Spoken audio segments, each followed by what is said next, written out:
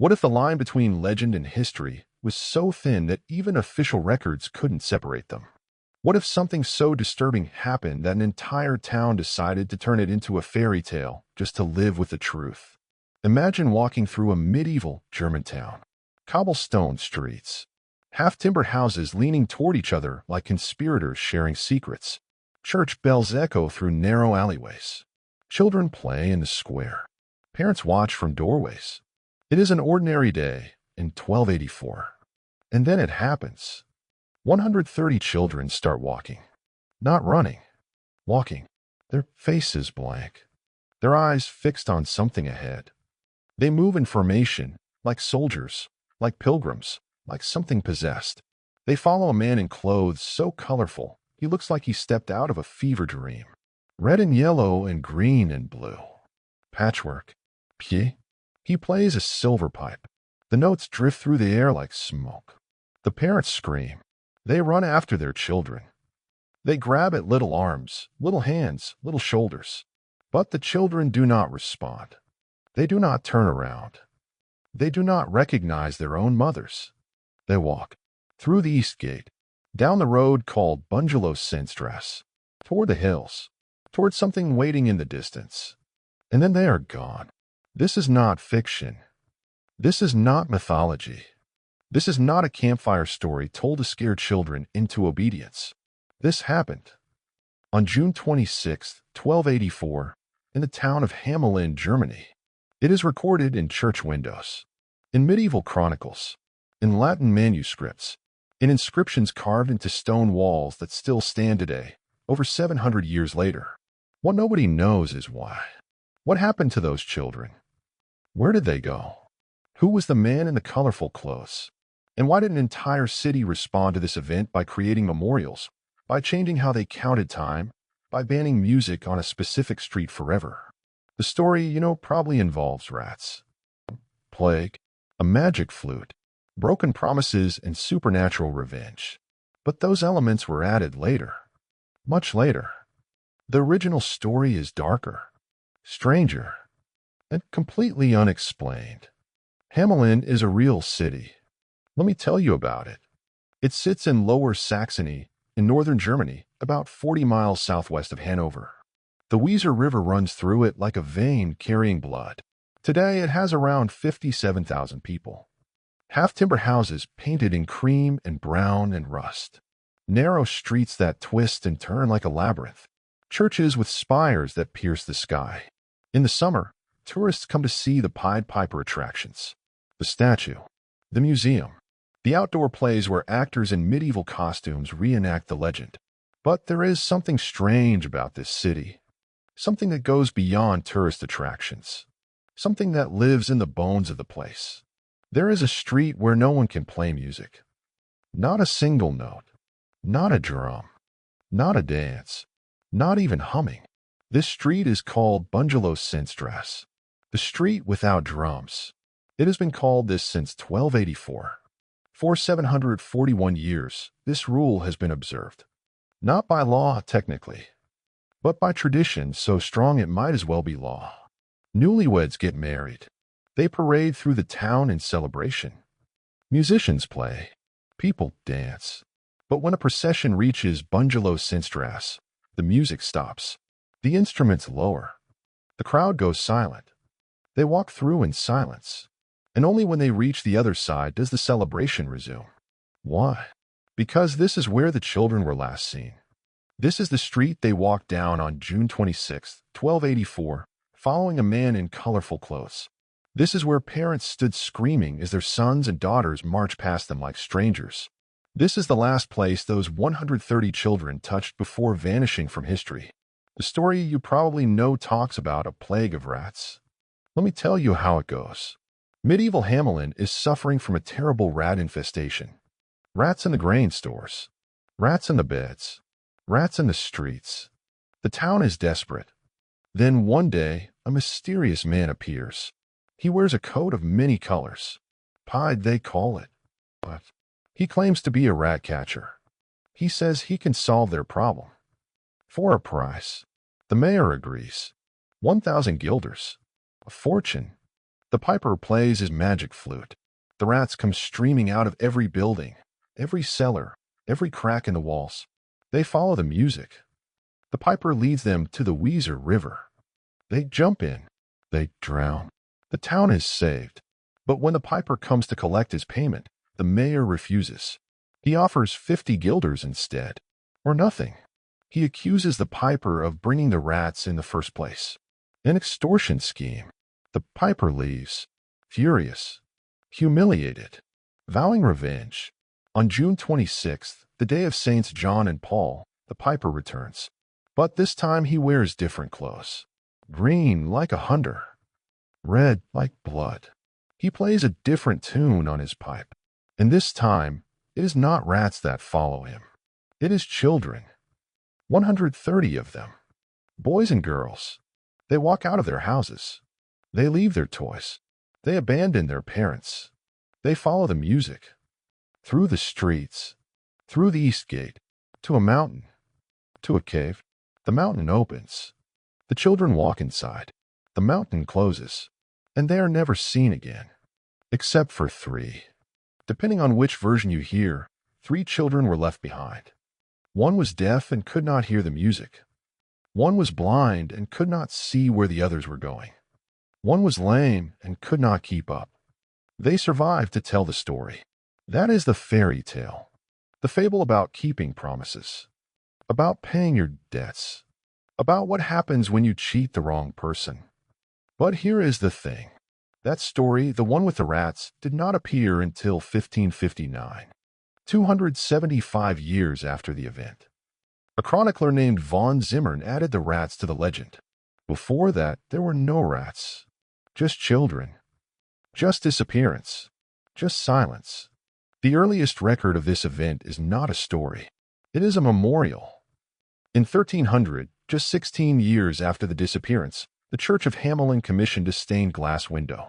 This window showed a man dressed in colorful clothes, and children following him. That is all. No rats, no river, no revenge plot. Just a man and children and something terrible implied in the image itself. The window was destroyed in 1660 when the church caught fire. But multiple accounts from between the 14th and 17th centuries describe it. They all say the same thing. The piper in multicolored clothes. The children in white. White like purity. White like shrouds. White like death.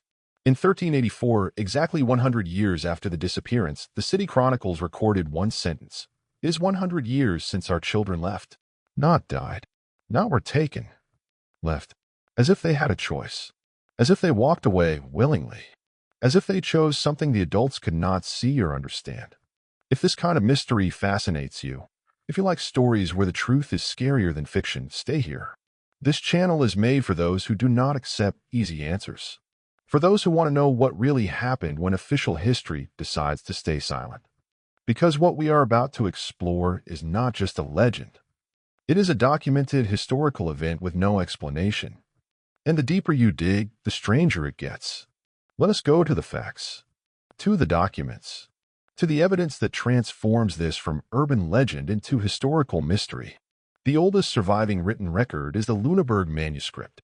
It was written between 1440 and 1450, about 160 years after the event. But the scribe claims to be copying from older sources that have since been lost.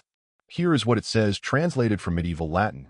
In the year of our Lord 1284, on the day of Saints John and Paul on June 26th, a piper clothed in many kinds of colors seduced 130 children born in Hamelin, and they were lost at the place of execution near Koppen. Let us break this down. First, the date. June 26th, 1284. This is not vague. This is not approximate. This is specific. The feast day of Saints John and Paul. A religious holiday.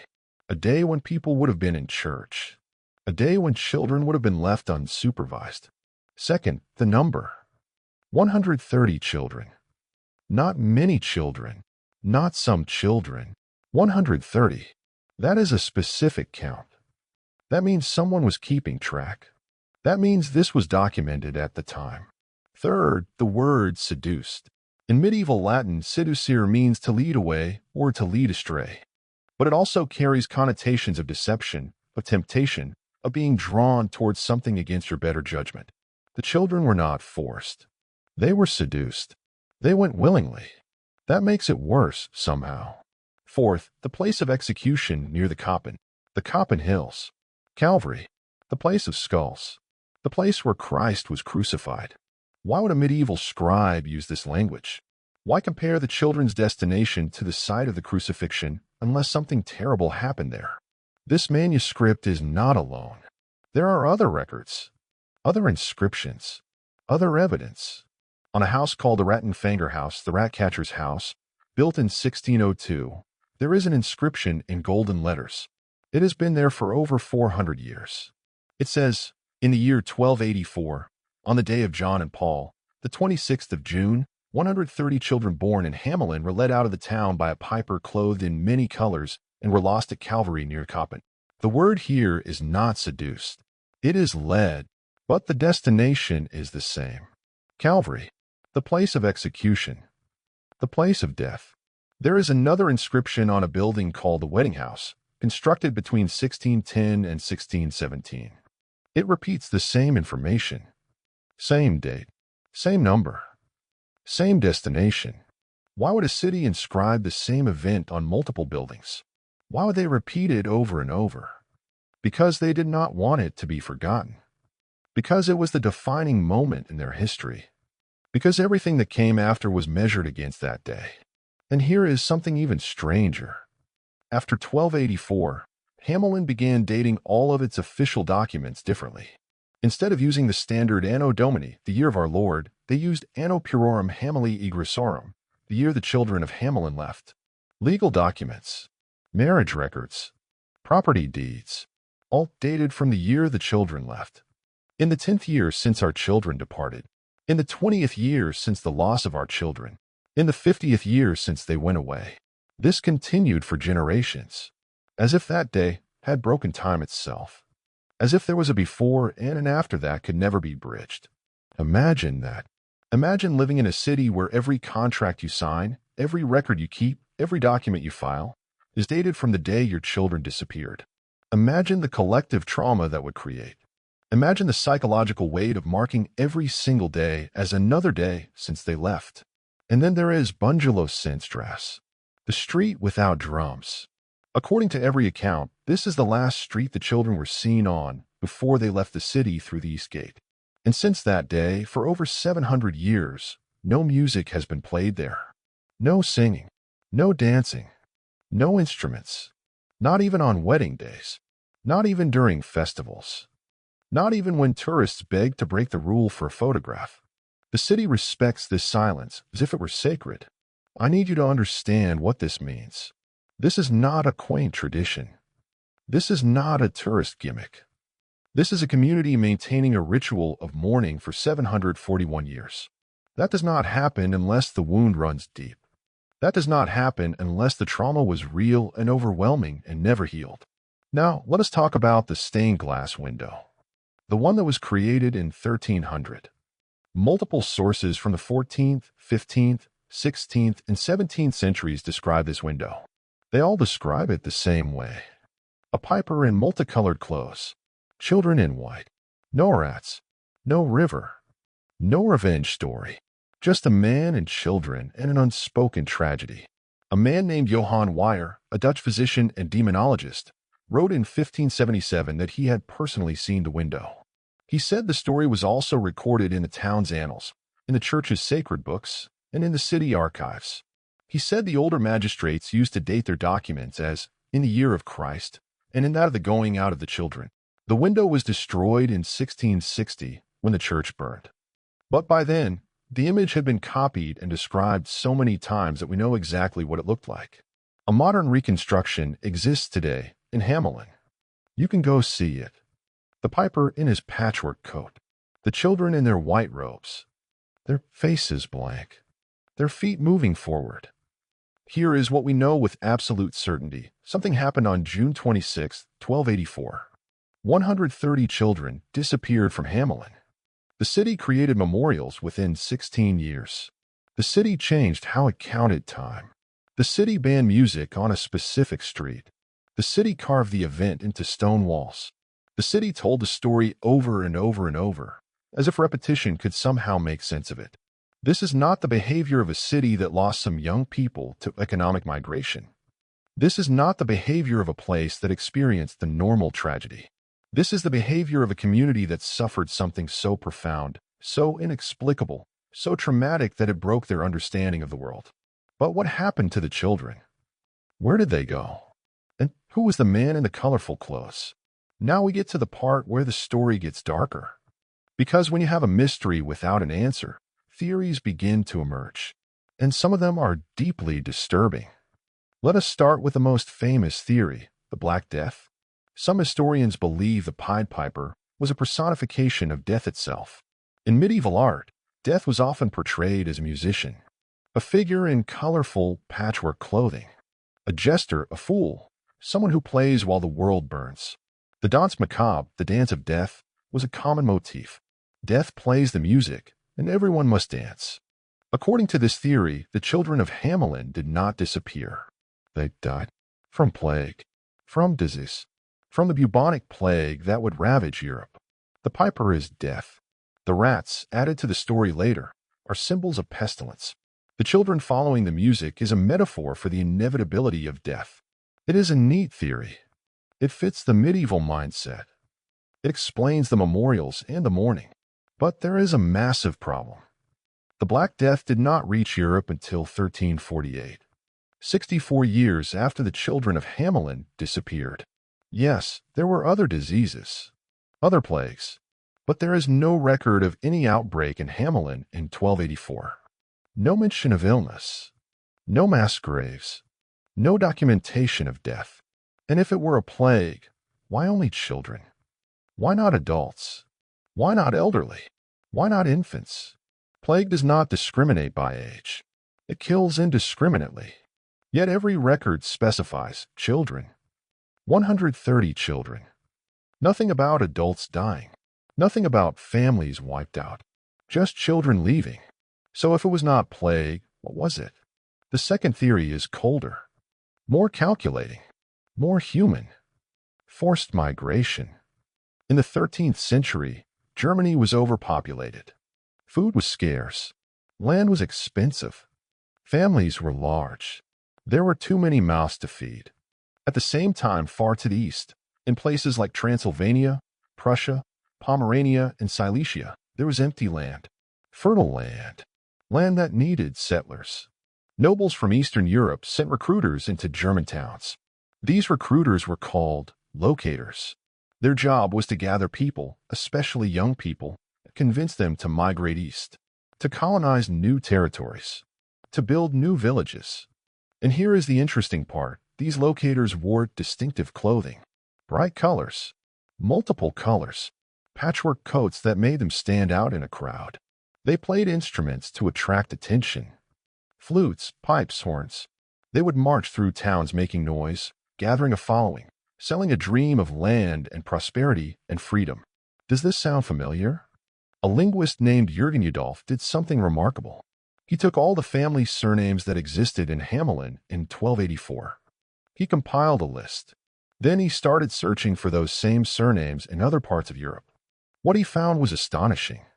The same surnames appeared with unusual frequency in regions north of Berlin, in Prignitz, in Uckermark, in parts of what is now Poland, areas that were being colonized in the late 13th century. He also found something else. Place names. Towns in Eastern Europe with names that matched streets and landmarks in Hamelin. Korhamel, which means mill village Hamelin. Towns with similar layouts, similar structures, as if they had been founded by people who wanted to recreate their home. According to this theory, the children of Hamelin were not children. They were young adults, teenagers, people in their late teens and early 20s. In medieval documents, the word children often meant the sons and daughters of, not specifically young kids. These were the children of Hamelin families, the next generation. And they left. They followed a recruiter, a locator, a man in colorful clothes who promised them land and opportunity. They walked out of Hamelin. They migrated east. They founded new settlements. And they never came back. This theory has evidence. It has logic. It makes sense. But if it were just migration, why the memorials? Why the grief? Why did the city react as if it were a tragedy? Migrating for opportunity is normal. It happens all the time. Why would parents carve our children left into stone as if it were a death sentence? Unless it was not voluntary. Unless these young people were tricked. Unless they were promised paradise and found slavery. Unless something terrible happened to them on the journey and the people of Hamelin knew it. There is another theory. This one is darker. The Children's Crusade. In 1212, 72 years before the Hamelin event, something strange happened in Europe. Thousands of children and young people were convinced by charismatic preachers that they could reconquer Jerusalem through faith alone. Not through war. Through purity. Through innocence. They marched south, toward the Mediterranean, toward ships that would take them to the Holy Land. Most of them never made it. Some died of hunger. Some died of disease. Some were sold into slavery by the very merchants who promised them passage. Some simply vanished. The Children's Crusade is one of the darkest chapters in medieval history. And it happened again. Multiple times. In different forms. With different preachers. Different visions. Different promises. Could something similar have happened in 1284? Could a charismatic figure, a visionary, a religious fanatic, have appeared in Hamelin? Could he have convinced the children that they were chosen? That they needed to go on a holy mission? That God was calling them? This would explain the specific date. June 26th, the feast day of Saints John and Paul. A holy day. A day when religious fervor would be high. A day when a preacher could sway young minds. It would explain why they went willingly. They thought they were doing God's work. It would explain the destination, Calvary, the place of martyrdom, the place of sacrifice. Maybe that was not just a metaphor. Maybe that was where they were actually going, to suffer for their faith. It would explain why the city mourned, because the parents knew their children had been manipulated, led astray by false promises, sent to their deaths in the name of God. But there is no record of any religious movement in 1284. No crusade, no pilgrimage, just the disappearance. And then there is a theory so strange it sounds like science fiction. Dancing mania. St. Vitus dance. The dancing plague. This was a real phenomenon. Between the 14th and 17th centuries, outbreaks of uncontrollable dancing swept through Europe. People would start dancing and could not stop. 4 days, 4 weeks, sometimes months. Dancing until they collapsed. Dancing until their feet bled. Dancing until they died. The most famous outbreak happened in Strasbourg in 1518. A woman named Frau Trophia started dancing in the street. Within a week, 34 others had joined her. Within a month, 400 people were dancing. Many died from exhaustion, heart attacks, strokes. Medical historians believe this was a form of mass hysteria, a psychogenic illness caused by stress, famine, religious fervor, and ergot poisoning from contaminated grain. Could something like this have happened in Hamelin? Could the children have fallen into a trance? Could they have started following the music of a hallucination? Could they have danced themselves to death? This would explain why they seemed hypnotized, why they did not respond to their parents, why they walked as if in a dream. But there is no record of dancing. The accounts say they walked calmly, information, like soldiers, not like people in a trance. And then there is the theory nobody wants to say out loud, the theory that the Pied Piper was a predator, someone who waited for the right moment. When adults were in church, when the children were unsupervised, someone who lured them away, someone who took them for slavery, for trafficking, for something worse. Medieval Europe had slave markets. Children were valuable commodities. They could be sold, transported, disappeared. The word seduced in the Lüneburg manuscript is chilling when you think about it this way. Seduced, not forced, not kidnapped.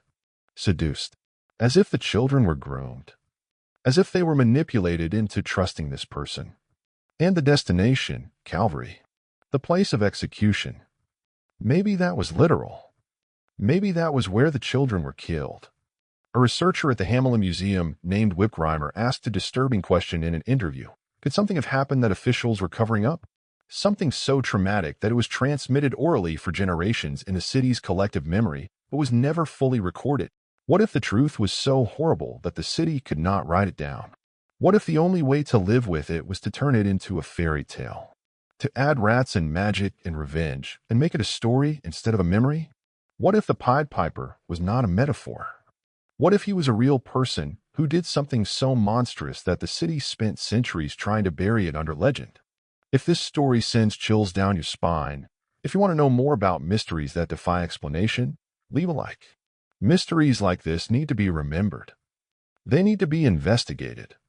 Because sometimes the truth is not in the fairy tales. It is in the silence that comes after them. It is in the streets where music is forbidden. It is in the inscriptions that say our children left without explaining why. Now comes the part that connects everything. The part that makes this mystery even deeper. Hamelin was not the only place where children disappeared in the Middle Ages. In 1212, the Children's Crusade took thousands. In 1376, another chronicle from far away mentions a similar event. A piper. Children. Disappearance. As if there was a pattern. As if something was hunting across Europe.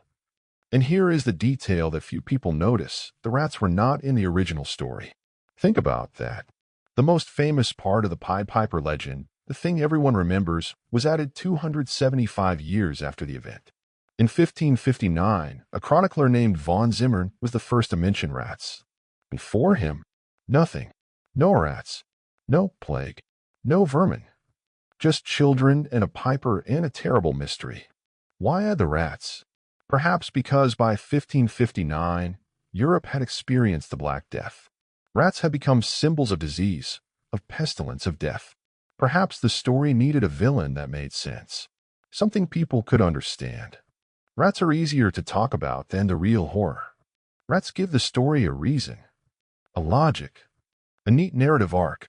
Piper kills rats. Town does not pay. Piper takes children as revenge. But the original story had no revenge. No rats. No broken promise. Just one sentence, our children left. The stained glass window from 1300 did not show rats. It showed children dressed in white. White. Let me tell you what white meant in medieval symbolism. White was purity, innocence, virginity. But white was also the color of shrouds. The color corpses were wrapped in. The color of ghosts. The color of death. Why dress the children in white in a memorial window? Why choose that color? Was it because they were innocent? Or because they were dead? According to some versions of the legend, 3 children were left behind. One was deaf and could not hear the music. One was blind and could not see where the others were going. One was lame and could not keep up. They survived. They were the only witnesses. But what did they witness? What did they see? The records do not say. If these children existed, if they really stay behind, why didn't they tell the full story? Why didn't they explain where the others went? Maybe they did. Maybe they told the truth. And maybe the truth was so horrible that nobody wrote it down. The most disturbing thing about this entire mystery is not what happened. It is what did not happen afterward. There was no investigation, no search party, no diplomatic effort to find the children. If they had been kidnapped by a foreign power, there would be records of ransom demands, of military action, of political consequences. But there is nothing. Just memorials. Just grief. Just silence. It is as if the city knew the children were gone forever. As if there was no point in looking for them. As if whatever took them was beyond the reach of human intervention. Hamelin continues to live with this. 741 years later, Bungelow-Sennstrasse is still silent. The inscriptions are still there. The reconstructed window is still on display. Tourists come. They take pictures. They buy Pied Piper merchandise. They watch the outdoor plays. But when you walk down Bungelow-Sennstrasse, something changes. The air feels heavier. People lower their voices. Even tourists, who do not know the full story, feel it. That street remembers. Those stones remember. The city remembers. And maybe that is the real horror of the Pied Piper story. Not that 130 children disappeared. Not that we do not know why. But that a city has been living with this wound for over 700 years. That parents for 30 generations have told their children this story. That the memory has been kept alive through ritual and silence and stone inscriptions and forbidden music. Why keep the memory alive? Why not forget? Why not move on? Maybe because forgetting would be worse. Maybe because if they stop remembering, the children disappear a second time. Maybe because the only way to honor the lost is to never let the world forget they existed. Or maybe, just maybe, they are trying to warn us. Maybe the fairy tale is not about the past. Maybe it is about the future. Maybe the Pied Piper is still out there. Maybe he never left. Maybe he just waits. For the right moment. For the right song. For the next generation of children to follow. If you believe that some stories need to be told even when they are incomplete, if you believe that mysteries matter even when they cannot be solved, subscribe to this channel. This is where legends meet reality. This is where we do not give up just because the truth is hidden. If you like investigating the past, questioning what we have been told, this is your place. Because some questions are more important than answers. And some silences speak louder than words. On June 26, 1284, something happened in Hamelin, Germany that was so disturbing it became legend. 130 children walked out of their city. They followed a man in colorful clothes. They never came back. The records exist. The inscriptions on the walls exist. The street where music is forbidden exists. The stained glass window, though destroyed, was documented by multiple sources. The town chronicles confirm it. The memorials prove it. The silence of Bungalow Sinstras testifies to it. What does not exist is an answer. We may never know what the man in colorful clothes promised them. We may never discover where they went. We may never understand why an entire city responded to this event by changing how they counted time, by creating eternal memorials, by forbidding music on a single street for over 700 years. But what we do know is this: some stories do not have happy endings. Some truths get erased. Some mysteries endure because they are too terrible to solve. And some questions echo through the centuries, unanswered, waiting in the dark. The Pied Piper legend has survived because it touches something primal. The fear of losing children. The fear of forces beyond our control. The fear that one day, something might come for what we love most, and we will be powerless to stop it. Hamelin still waits for its children to return. 741 years later, the city still mourns. The street still maintains its silence. The stones still remember. And somewhere, in the distance, if you listen carefully, you might hear the faint sound of a pipe playing. A melody that draws you forward. A song that promises everything and costs everything. A tune that 130 children heard on a summer day in 1284, before they walked out of history and into legend. If this story made you question what really happened that day, share it. Because sometimes the greatest mysteries are not the ones that were never solved. They are the ones that someone decided to turn into fairy tales so we could sleep at night. But now you know the truth. Now you have seen the evidence. Now you understand that behind every legend is a darkness that never quite fades. The children of Hamelin are still missing, and nobody knows why.